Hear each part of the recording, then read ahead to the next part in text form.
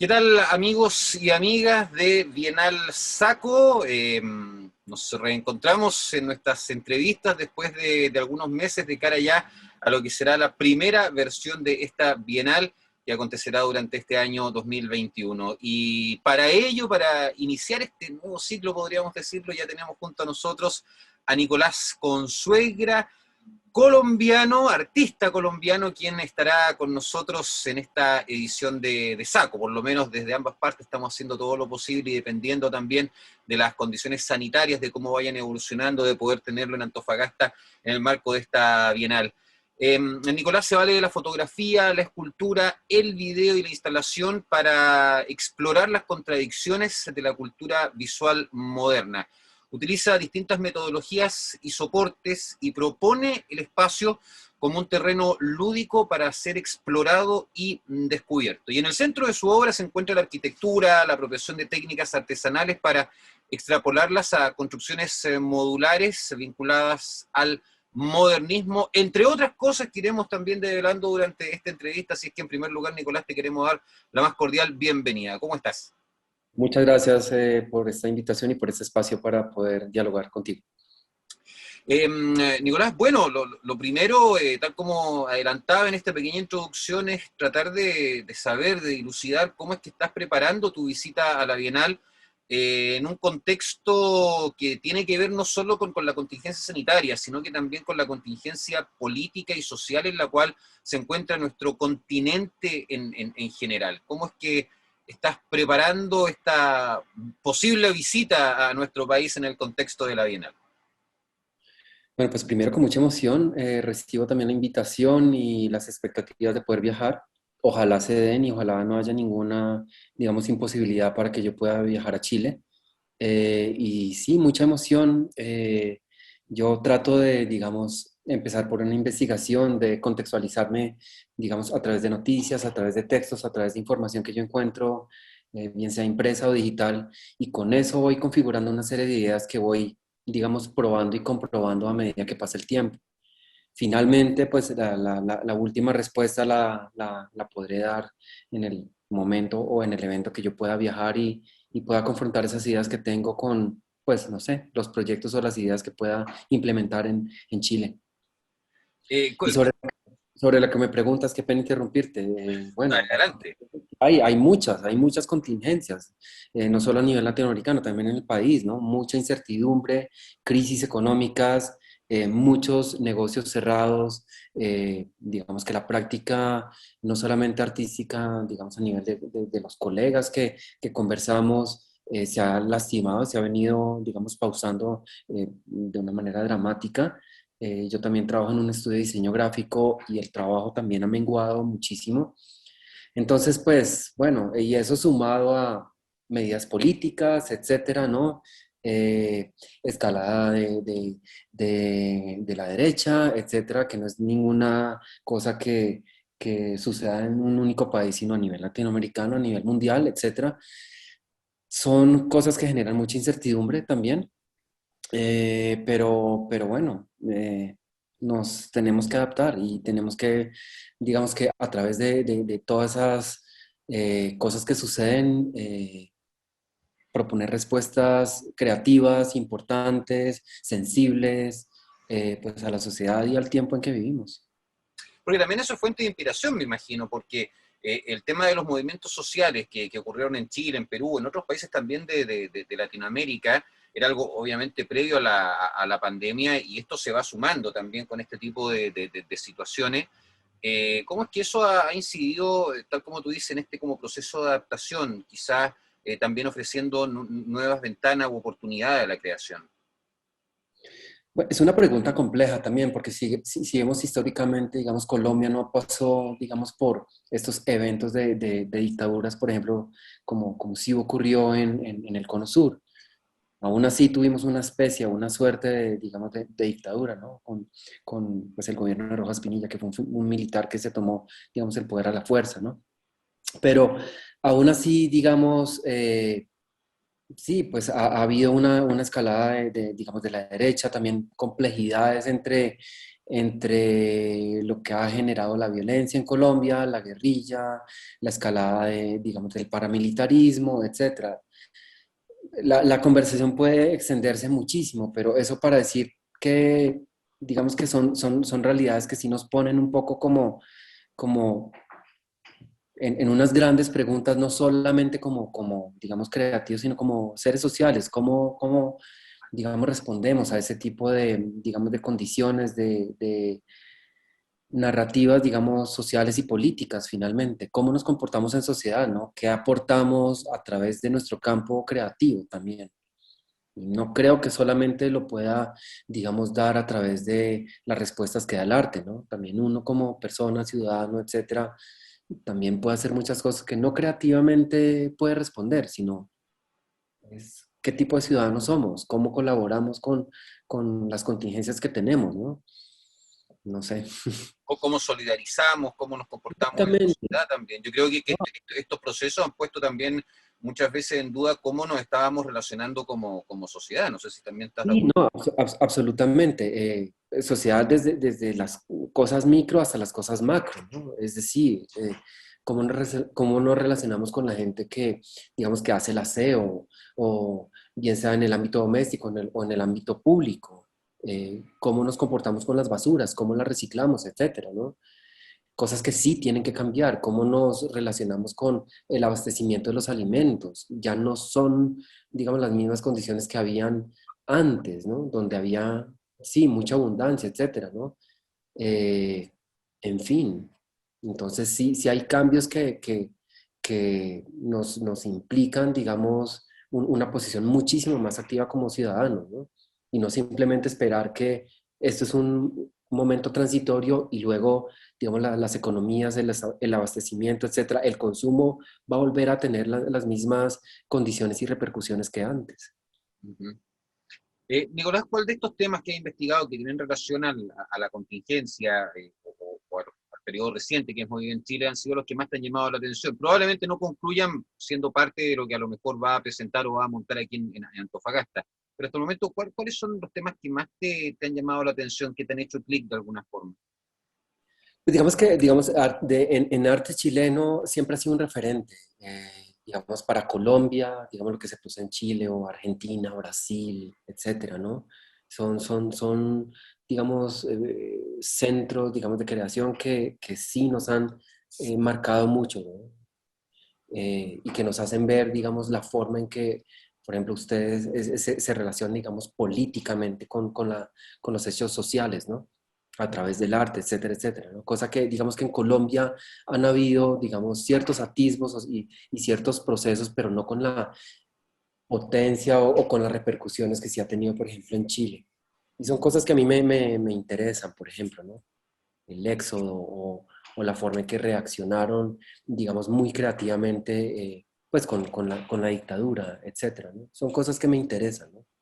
Eh, la gráfica que se produjo o digamos, las alternativas, digamos, de creación saliéndose de los formatos convencionales, digamos, de exposición, de circulación de las obras de arte, etcétera, de buscar espacios para generar ese tipo de procesos de circulación, sí son cosas que me parecen supremamente interesantes y a las cuales sí hay que aprender todavía mucho, ¿no?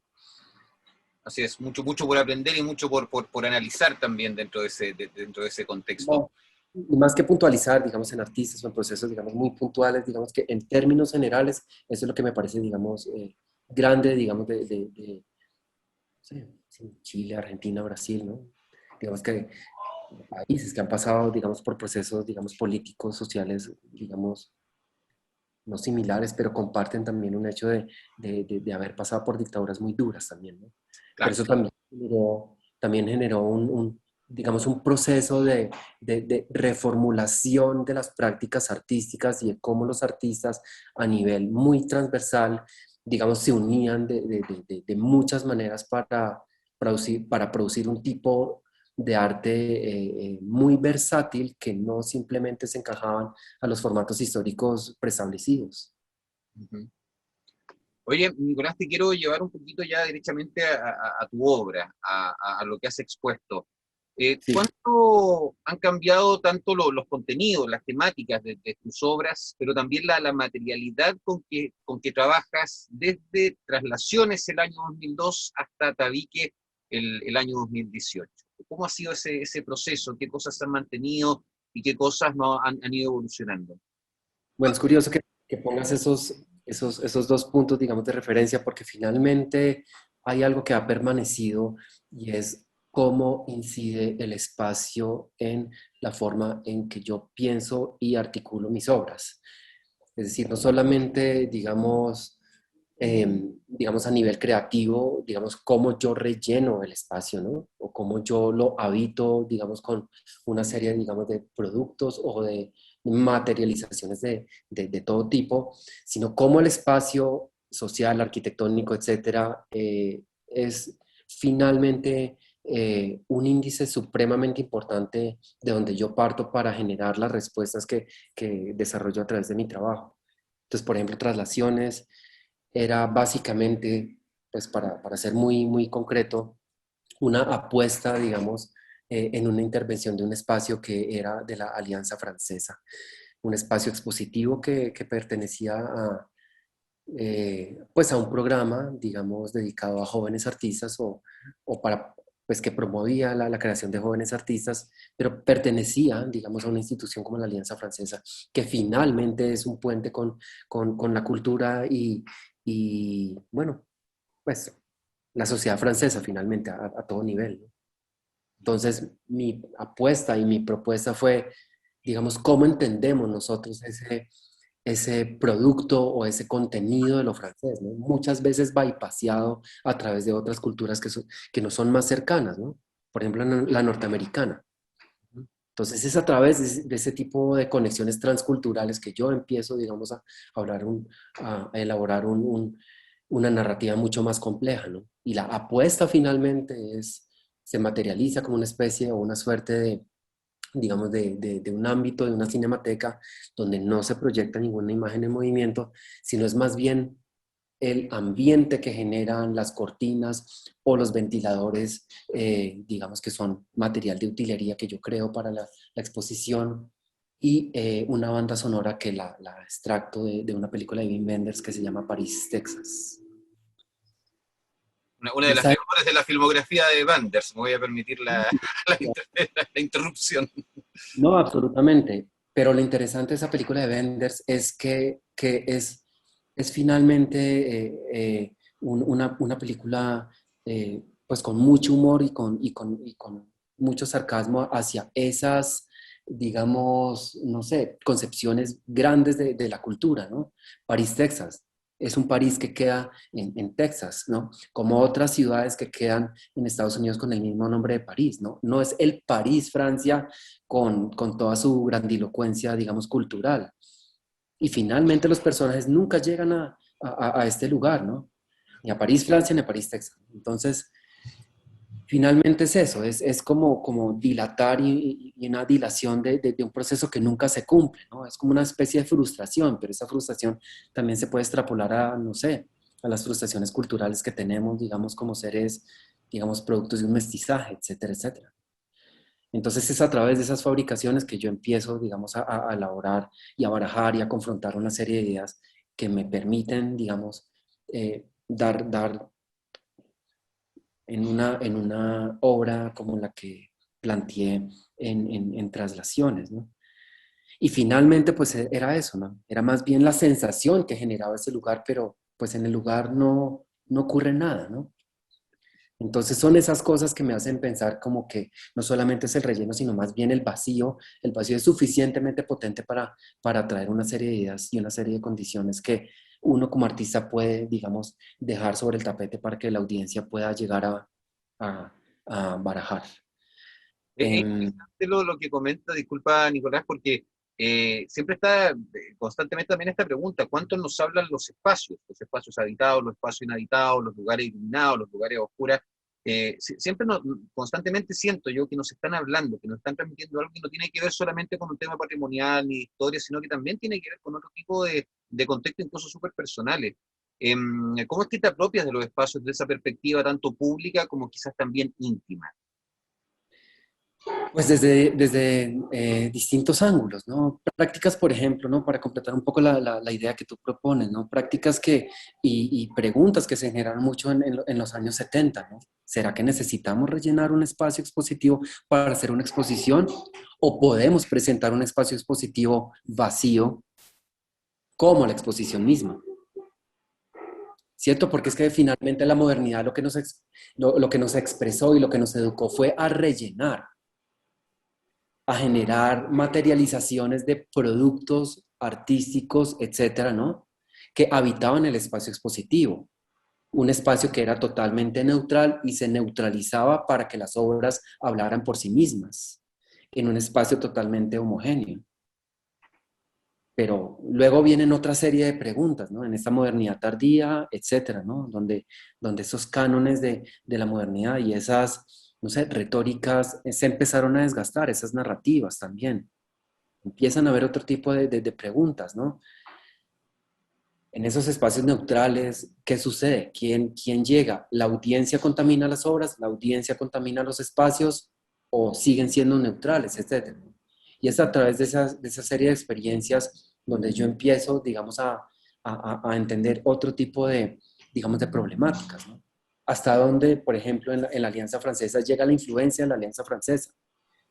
¿Se contiene en el edificio donde habita la Alianza o se contiene en la galería, digamos, de arte que tienen destinada para presentar obras, o ese ámbito o esa, digamos, influencia se expande a nivel ciudad, primeras cuadras o más cuadras a la redonda? Todo depende de cómo lo analice uno, ¿no?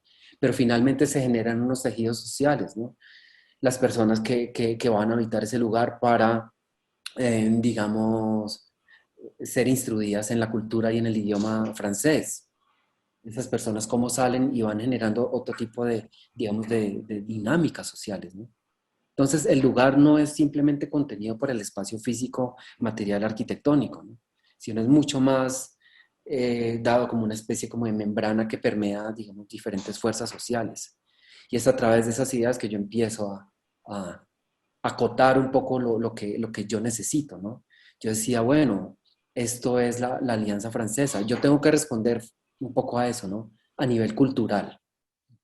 El espacio tiene que hablar de esta cultura que está promoviendo. Es una cultura que no es nuestra. ¿Cómo llega? ¿A través de qué agencias y a través de qué vehículos, digamos, llega esa información? ¿Cómo nos relacionamos con ella, ¿no?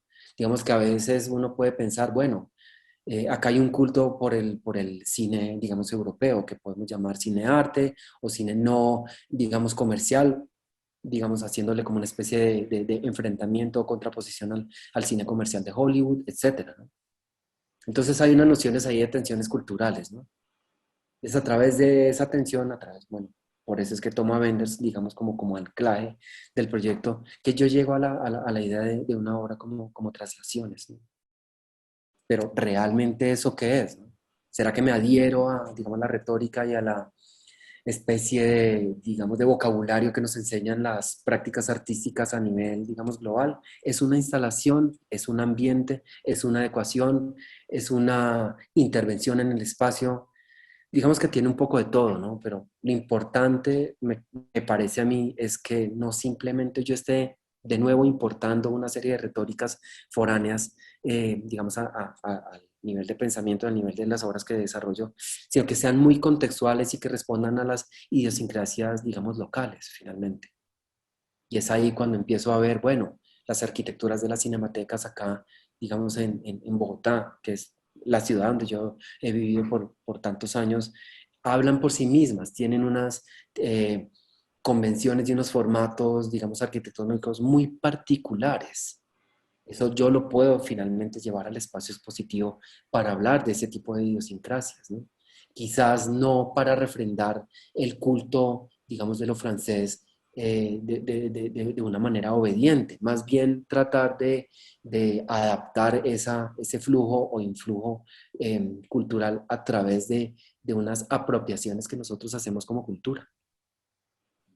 Y qué parte de los procesos también. Hablando justamente de eso, ¿cómo es que escoge finalmente la materialidad de las obras que finalmente terminas montando en estos espacios? ¿Son los Bueno, mismos espacios los que te dan las claves o hay otro tipo de influencias por ahí a través de las cuales tú empiezas a pensar no solamente a pensar, sino que también a concretar esta materialidad? absolutamente, absolutamente. Pues yo trato de atacar, si se puede utilizar ese verbo, atacar el problema desde distintos ángulos. Pero lo que trato es de hacerme preguntas muy profundas, es qué me dice ese espacio y por qué me lo dice, para qué me lo dice. ¿Me lo dice solamente a mí o se lo dice a muchas personas a la vez? Y es a través de eso que yo empiezo a generar una serie o un listado de, digamos, de preguntas con las cuales yo empiezo a descartar o a generar unas respuestas que cada vez se vuelven más sólidas o simplemente se debilitan en el mismo proceso de análisis, ¿no? Cuando saltamos, por ejemplo, a una obra como Tabique, que es una obra mucho más pequeña, digamos, en, en- en cuanto a dimensión y envergadura, es una intervención que yo hago en un lugar que se llama Lugar a Dudas en Cali, que es un lugar de encuentro artístico, bueno, tienen residencias, etcétera, etcétera. Es un lugar muy, digamos, con una historia muy particular y muy interesante. Es como una especie como de centro, digamos, artístico y queda en un barrio donde, pues, digamos que hay casas tradicionales en realidad, que han sido intervenidas por el tiempo muchas veces. Por ejemplo, la casa donde está Lugar a Dudas, pues es una casa intervenida. E intervinieron el espacio del garaje donde se meten los vehículos para hacer un espacio expositivo que llamaron la vitrina. Entonces, mi intervención es hacer como una división, que yo llamo tabique, básicamente es como una especie de columneta que no divide el espacio, pero hace ver como ese tipo de intervenciones absurdas que se hacen en todas las casas aledañas, en realidad. Pudo haber sido otra intervención, en realidad. De hecho, yo les pasé varias propuestas, pero esta fue la que, pues, digamos, permitieron hacer. Pero lo que me parece interesante es también entender, digamos, qué sucede, digamos, en este tipo de barrios. Y no llegar allá a proponer o a implementar obras que yo hago en otro contexto y tratar de encajarlas en ese lugar, ¿no? Más bien que el lugar me comunique a mí qué es lo que está sucediendo a nivel, digamos, arquitectónico, idiosincrático, a través de las reformas bien o mal hechas de las casas, ¿no? Hay unas que perdura algo de ese linaje histórico que alguna vez tuvieron. Hay otras que son tan transformadas que ya ni siquiera reconoces el formato de casa que fue. Entonces yo aprendo de eso, en realidad. Es decir, como, ese aspecto me parece fascinante, en realidad. Y es una respuesta que doy como muchas, ¿no? Como muchas, ¿no? ¿Qué ha averiguado Antofagasta en ese sentido? Porque el tema de la tabiquería, por ejemplo, acá también es pan de cada día, sobre todo en construcciones antiguas que están en el centro de la ciudad, por ponerte un ejemplo, donde la mayor parte de estas casas antiguas de grandes dimensiones se han convertido prácticamente en dormitorios para trabajar en la minería, Sí, que claro, pues también. son divididas y vueltas a dividir una y otra vez justamente por este sistema de tabiquería que se ha convertido casi en una tradición en las construcciones antiguas del sector centro y centro alto de la ciudad. Bueno, pues eso es un índice que yo no reconozco. Tú creo que tú sabes más de ese tema, ¿no? Yo he llegado, digamos, simplemente a tener como un panorama de, digamos, que es un puerto, sí, la cosa de la minería, etcétera, etcétera, ¿no? El flujo de esta población flotante, etcétera. Pero sí me parece, por ejemplo, interesante lo que tú mencionas, ¿no? Son cosas de la idiosincrasia muy típicas de nuestras ciudades, ¿no? Estas intervenciones arquitectónicas que se hacen en nivel, digamos, de arquitectura vernácula, ¿no? Donde hay muchos saberes, digamos, que confluyen, ¿no? A través de, no sé, carpintería, ebanistería, etcétera, etcétera, que no tiene que ver eh, con este lenguaje como de la arquitectura de autor, sino que se van dando a través de, digamos, de lenguajes que se van pasando de generación en generación. Entonces es a través de ese tipo de idiosincrasias donde yo creo que habita mi interés también, ¿no? Porque son cosas que yo me fijo mucho y trato de investigar, trabajo con artesanos que finalmente son las personas que finalmente deciden cómo desarrollar las piezas, ¿no? Y la palabra artesano también es una palabra jerárquica que yo a veces trato de no utilizar, ¿no? Son simplemente creadores al mismo nivel que yo puedo estar. Lo que pasa es que ellos tienen un saber que yo no tengo. Y lo que sucede es que ellos tienen unas habilidades que yo tampoco tengo. Y es a través de esa comunicación que yo establezco una serie de, digamos, de conexiones, ¿no? Donde yo les aporto, digamos, mis ideas, ¿no? A través de la formación que yo he tenido, pero finalmente ellos son los que responden y resuelven las piezas en realidad. Gran parte de las cosas que yo hago no las hago yo. Claro. Digamos, en términos, digamos, de fotografía o de video, hay cosas que sí absolutamente decido yo de principio a fin, pero hay cosas, digamos, a nivel escultórico o arquitectónico que yo no toco, en realidad. Pero eso me parece fascinante finalmente, porque también hay una sé, traslación de saberes y también una eh, pérdida de jerarquía digamos, de esa genialidad artística del hacedor, ¿no? Que finalmente es el que constituye y crea las obras, ¿no? No creo en eso, finalmente. Totalmente de acuerdo contigo de esa perspectiva, Nicolás. Totalmente de acuerdo. Tenemos que dejar atrás un poquito, creo yo, esa como soberbia del creador absoluto de la obra y comenzar a trabajar quizás de forma más colaborativa, que por lo menos por lo que me comenta, lo percibo de esa manera. Gran parte de las obras, sí, sobre todo las últimas que he hecho, que son obras grandes, ¿no? Por ejemplo, una obra que se realizó en ese arte, que se llama El espacio, el lugar del espacio, involucró pues, un equipo grande de personas que hicieron una intervención arquitectónica muy grande, ¿no? Tratar de traer el espacio expositivo de un museo que queda en una universidad pública como la Universidad Nacional de Colombia e implementarla en un espacio de índole privado como es NS Arte en Bogotá y reconstruir esta gran sala, o la sala principal de este museo dentro de este otro espacio. Yo trabajé con arquitectos, personal, digamos, de construcción de obra arquitectónica, ¿no? Que sí, fue un equipo muy grande que hizo esta obra posible, ¿no? Y muchas decisiones que me sorprenden que sean dadas por otras personas que no son mías, ¿no? Y eso es fascinante, cómo evolucionar en una cosa mucho más grupal, ¿no? Pero el cine finalmente también es así, ¿no? Totalmente. Unas artes plásticas que se han dado, digamos, ciertas circunstancias, ¿no? Pues sí, por ejemplo, una pintura, una fotografía, etcétera, etcétera. Pero aún así, digamos, hay ejemplos en la historia donde uno encuentra, digamos, artistas que comisionan a pintores a hacer pinturas, ¿no? Pintores que comisionan a otros pintores a hacer pinturas.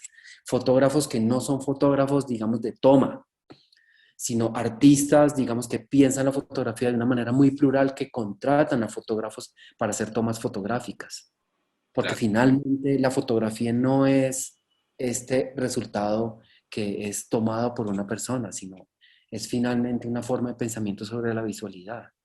Totalmente. Entonces, en ese sentido, sí, esa insistencia, digamos, en tratar de desplazarme a, digamos, a un formato de creación mucho más plural, mucho más colectivo, pues es una cosa que yo he esforzado y reforzado durante los años también.